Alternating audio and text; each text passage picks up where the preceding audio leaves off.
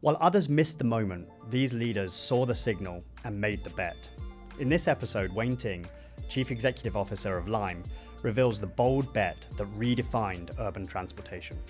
Welcome to This Way Forward with Charlie Newark-French. My guest today is Wayne Ting, the Chief Executive Officer of Lime.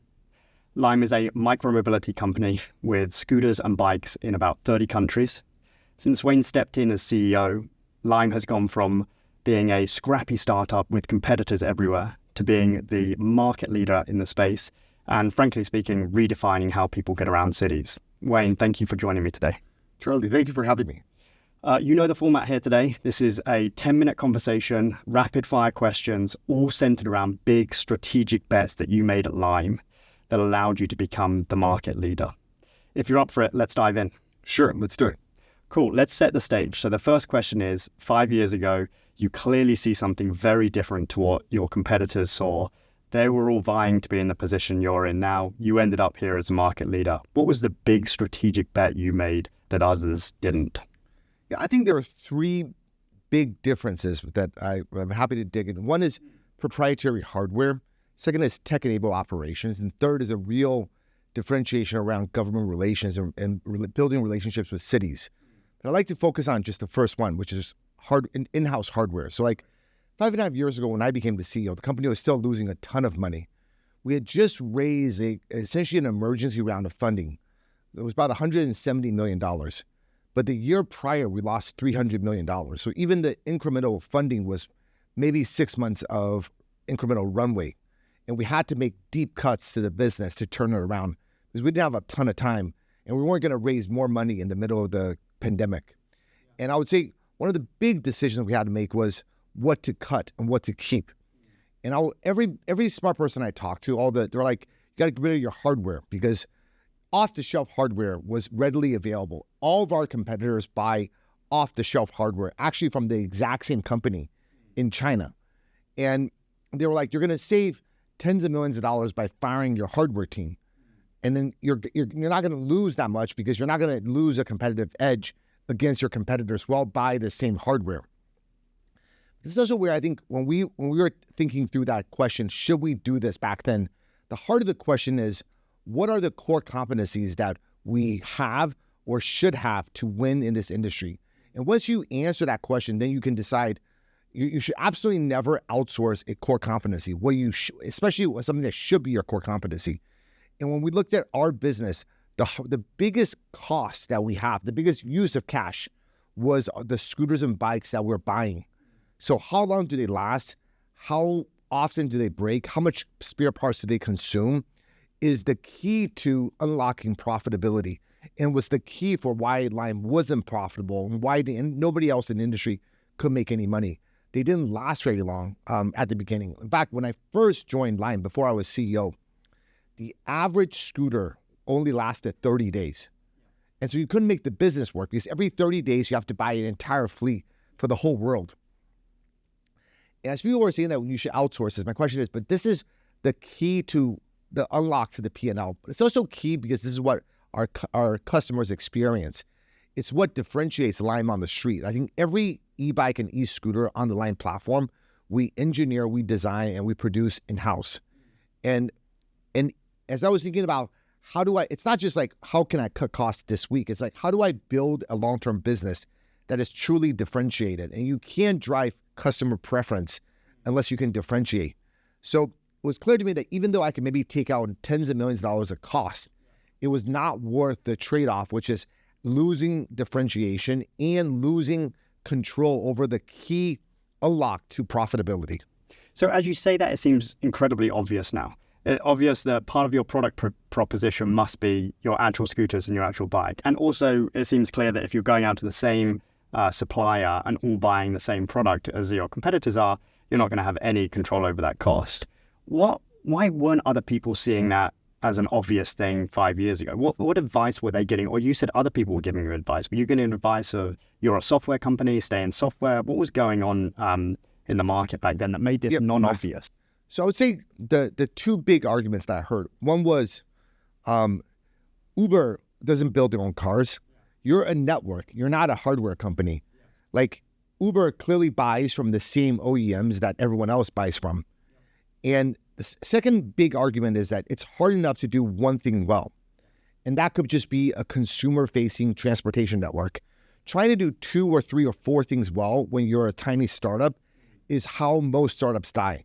So trying to both be a great software consumer business, an operationally difficult business, and try to figure out how to build hardware is really difficult. The third argument I heard is, what makes you think you can do something better than a company whose specialty is to make scooters? Every single day, that Chinese company is thinking about how to make a better scooter. You got 50 other problems, and you're going to do this on your side. You're never going to build one better than that. Yeah. So, did you build something better than that? Absolutely. And in fact, how did you do that? I would say the fundamental conflict with the how are you going to be better than often this like Chinese manufacturer is that we have alignment of interest. Because if my business is to sell you, Charlie, more scooters, more spare parts, more consulting services, then I have no incentive to make my hardware If the better. product goes out in 3 Sure. months, that's more money for that supplier. Got The it. scooter breaking in 30 days is not a bug, it's a feature. It's a feature for the business. So they're going to begrudgingly make incremental improvements, but they're going to be really, really hard pressed to make the type of quantum leap that we need to see. Because 7 years ago, the average scooter lasted 30 days. We needed these scooters to last 5 years. And that's exactly what the Gen 4 did. We launched the Gen 4, and the Gen 4 e-bikes and e-scooters is what you see predominantly on the Lime platform around the world today. If you go to London, or if you go to here in New York City and Eastern Bronx and the Western Queens, you'll see our latest Generation 4. It is a swappable battery hardware. It rides better than whatever else is on the market, but it also breaks less. It lasts 5 years. We dramatically cut down the spare parts use. We also reduced the amount of mechanic time and labor that it requires to keep it going, because we had a much faster feedback loop. We can track whenever a spare parts breaks. We can look at how our mechanics are fixing the e-bikes and e-scooters and say, how do we make a small improvement to save 5 minutes, 10 minutes? When you're a lower price point, lower margin business, and transportation and the business we're in is a lower price point, lower margin business, then it is a game of inches. You're looking to win by being 1% better than your competitor. But if you're 1% better across 50 things, now you have a totally different business. And so we're constantly looking for these 1% better improvements. It is much harder if I have an idea. I have to call a different company that I don't control and ask them to make an improvement. They may do it, they may not do it. They got their own interest and their own business plan in place. But when I control my own hardware, this is immediate feedback to the next batch that we're going to produce. And I'll give you so these are examples. They all seem minute, but this is the game of interest that we're playing. So for example, our e-bikes, the swappable battery sits behind the seat. There was a version of the e-bike where you needed sometimes to move the seat up a couple inches to take the battery pack out. It's only 5-10 seconds, but 5 or 10 seconds multiplied by millions of times a year is that game of inches that you got to be winning. We got to be cutting out 20 seconds for every swap. And when I do that, I can then lower the cost per swap. Also, we designed our e-bikes and e-scooters to have the same swappable battery infrastructure, which means that we have greater density. When you go into a city, we have more bikes and scooters, which gets greater density, which allows faster swaps, which then lowers the cost per swap. All these little improvements, because we control our hardware, is why last year Lime did $800 million in gross bookings, $150 million in EBITDA. The same year, our biggest American competitor spent most of that year in Chapter 11. So by doing hundreds of 1% improvements, at the end of it, we have a completely different business than they have. Well, congratulations. I love all of that. Your big bet sounds like was the hardware play. Who did you have to persuade, and how did you get them to go along with you? That sounds like at the time a big, a tough one. I think that the biggest, as a CEO, the biggest audience I have for big strategic question is, of course, the board and the investors that they represent. But you also have to persuade your own team and your employees, because especially if you're a company that's in trouble, and it was pretty public that Lime was in trouble during the beginning of the pandemic because people weren't going to work. They weren't leaving their homes. Our revenues were down 90, 95% in those early months of the pandemic. So I realized that any big change, and we were going through layoffs within the company. So anytime you're going through layoffs, you want to make sure the people who stay are still bought into the message. So I felt very responsible to sell the dream and the vision, not only to our investors, but especially to our employees, because companies are just a collection of people. If you don't have good people, you're not going to get good outcomes. And I realized if we couldn't keep the people we needed to fight the next round of challenge, then Lime is not going to be around in 5 years, even if we get the hardware right. Yeah. Got it. Okay. Last question for you before I want to change gears a little bit is just what risks were you taking? How were you tracking whether this was heading in the right direction? Did you have any doubt or any panic? Yeah, you always have doubts. And I would say the thing that I learned with like something like hardware is that big bets, especially hardware investments, are not like you do something and you get the payout the next day. It pays out over a long time. In the first version, it's not going to be perfect. So the numbers are not going to be great. So we track lots of things like mean time between failure. Like when we put a scooter or bike out, how quickly does it break that it comes back into the warehouse? How many spare parts does it use? The biggest goal is we want to reduce the total cost of ownership and improve the return on invested capital. So we care deeply how much revenue is it generating and then how much cash flow is it generating. So to pay back the hardware investment. So we track all of these things. But the first month, the first 2 months, you're not going to see, it takes a year to develop the hardware. In that time, you're incurring costs. And even after you put the hardware out, you're probably not going to get everything right immediately. And I think that initial months when you're not quite sure, is this going to work out? There was also people within the company who was questioning, is this going to work out? And so I think there was a lot of moments where I have to take a step back and be like, maybe I got it wrong. That's actually an important question, I think, for most CEOs to ask is like, did I get something wrong? And if you go through all of your logic and you still believe it's the right call, then I do think like sticking to your decision rather than constantly flip-flopping is also very valuable to the company. So I think there was early data wasn't perfect, lots of doubts within the company. And it's like, well, is this something I'm going to stick with? Because going backwards on this decision, it's a bit of a one-way door decision. We've already spent the money. We've already started production. We've already hired the people. So realizing that at some point, it's like, I'm all in. We got to see to the end of this project. And then little by little, it actually played out exactly how we hoped.